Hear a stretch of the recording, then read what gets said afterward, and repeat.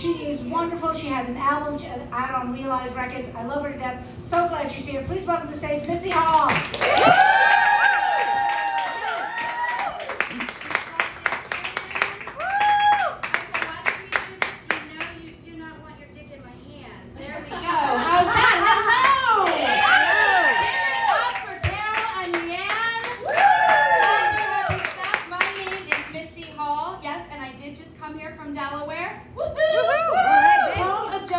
That's the only reason people have heard of my home state. And that is where, ladies and gentlemen, I am about to celebrate my second wedding anniversary. Yes.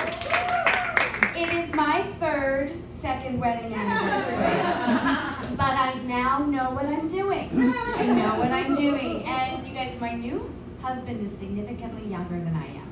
This time, I married a guy who was 13 years younger than me. So you know what that means. Amazing tech support. To have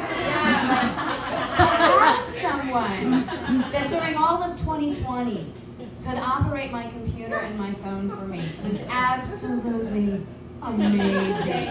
It was amazing, yes. My new husband is also kind of a short guy.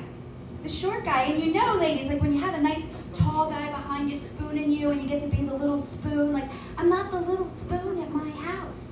No, my guy comes up to here on me. When he spoons me at night, it's like putting on a little backpack to go to sleep.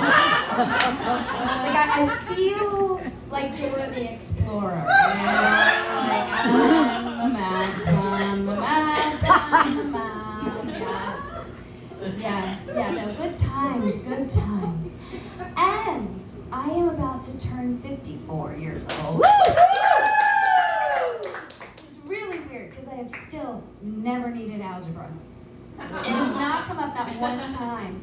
And I didn't feel too bad about it, you guys, I didn't. But then one day I looked out of my sleeve and I saw my mom's hand. I was like, what happened to my skin? Right? It gets weird. Like, I'm just telling you, I'm warning you, the topography changes. Like, at some point, you, at this point, don't think you've ever given your body any kind of signal like, look, one day we're going to be so close to starving, we're going to start growing extra tits on your back, right? Like, you don't think that's going to happen to you. It's going to happen to you. Yeah, because from a distance, this looks okay, right? It looks okay. Woo! Yeah, thank you. Underneath here, it's like a melting snowman. Right? These are not even my boobs. I am just wearing so much Spanx under here. This is my muffin top. Like just pushed up. Yeah, my belly button is right here. Right? And I can remember, it wasn't that long ago when I would pick out my panties based on what some guy would think, right? Like, are these cute? Do these make my butt look good? Mm-hmm. Now I pick out my undies based on what the paramedics might think.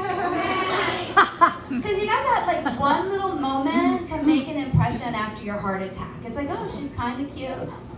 Maybe a good time. But clearly very responsible and an excellent mother. That's what my underwear says.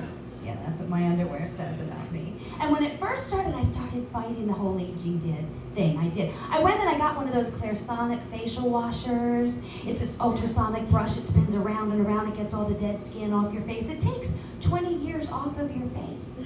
I am really 73 years old. Now, this was a couple husbands ago. And I'd had this thing for about 2 weeks. And my husband at the time comes out and he goes, hey, baby, I found your toy in the shower. I'm like, I don't have a toy in the shower. He's like, yeah, you do. That pink vibrating thing in the shower. I'm like, dude, that's my facial washer. He's like, oh, I guess I should stop using it on my balls. I wish you would, you know. I mean, they did look 20 years younger. And it was at that point towards the end of the marriage where I was no longer interested. You know, I wasn't. But it was cute because my 14-year-old comes running at me with this thing in her hand. She's like, Mom, is this your vagina cleaner? I'm like, what does my family think that I have going on down here that requires ultrasonic technology? And I'm like, no. And she was like, good. Because Cindy told me you used it down there, and I just used it on my face. You guys, she got married last month, and I waited till just before her dad was walking her down the aisle to say, yeah, he had that thing on his balls, right? I did. Saved it 10 years in my back pocket. Oh, yes. Yes. Oh, my goodness. And I can remember when I used to diet and exercise so that I would look good naked. Now, I have to diet and exercise just to stay alive. Right? They're very serious about that at the doctor's office. They talk to you about like numbers of cholesterol and blah, blah, blah. He's like, Missy, you don't have to do much. Just go outside, take a walk, enjoy nature. And I'm like, oh, I hate nature. Like, I like the idea of nature. I don't like it when nature gets on me. Right? Like if being in nature has taught me anything about myself, it's that if I'm ever forced to choose between being a hunter or a gatherer, I am going to be the village whore. Yeah, much better gig. Much better gig. I did give it a try though, you guys. I did. Like I dug out my old sports bra from New Year's resolutions gone by. And I'm like wrestling into this thing and I'm sweating and panting and my Fitbit's yelling, abort! Abort! Abort! And I get it on and I got one arm pinned above my head and one boob is sticking out of my armpit. And it's laughing at me. It's like, what sport are we going to play? You see? Are you gonna take us to Wii bowling again? Because that wiped you out, you know? And then I put on some yoga pants. Those are cute, right? The yoga pants. And then I looked in the mirror and I was like, huh. I wonder if a camel ever does lift up its paw and think, does that look like a... It does.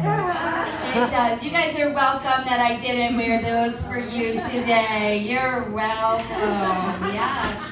And it was sweet. When I was leaving the house, my husband's like, honey, you look cute. I'm like, that is not for you. That is for the Kraine Theater people.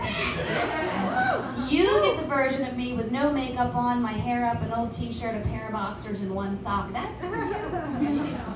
I felt bad. I looked at my watch. I'm like, all right. You get it up, get it in, get it out, don't mess my hair up. Great. I got it out of the house so fast, and he gets a hard on whenever an old Bonanza rerun comes on. It's great. But you know, I noticed doctor's appointments have started changing the older I get. It's getting weird. It's getting weird. Like, everybody wants to look up my butt. Right? Seriously, I just walk in and they're like, hey, your chart looks great, but we are going to need to do a rectal exam. I'm like, well, okay. You guys know I'm just here to get my teeth cleaned, right? It feels a little invasive, you know. Then I had to go to the dermatologist. The dermatologist is not supposed to be a scary appointment. I had to get naked at the dermatologist's office. And I'm like, how much of this looks like it has been ever exposed to direct sunshine? You know, I was like, no, I need to do a full body scan. So, naked, standing there. The doctor rolls his eyes. He's like, ma'am, I'm going to need you to lift up your breasts. You didn't used to have to do that. Like, they used to just stay right up there all by themselves. Now it's like, when you go past one of those like sad mattress sales and you see those floppy windsock things out front, but it's like the end of the day and they're losing power, you know. That's kind of like what I got going on here. So I like toss him over my shoulder. He takes out this little pen light and he's like, I'm not too concerned. I think most of these dark spots are just due to aging. Like, what? Dark spots? Aging? Well, what are the other dark spots? He's like, it's just a couple chocolate chips. I'm mortified. I went home and I was just watching TV for hours, just watching all the transvaginal mesh commercials. Have you seen those commercials for the transvaginal mesh? Nobody knows what it is or what it does, but it is falling out of women all over America.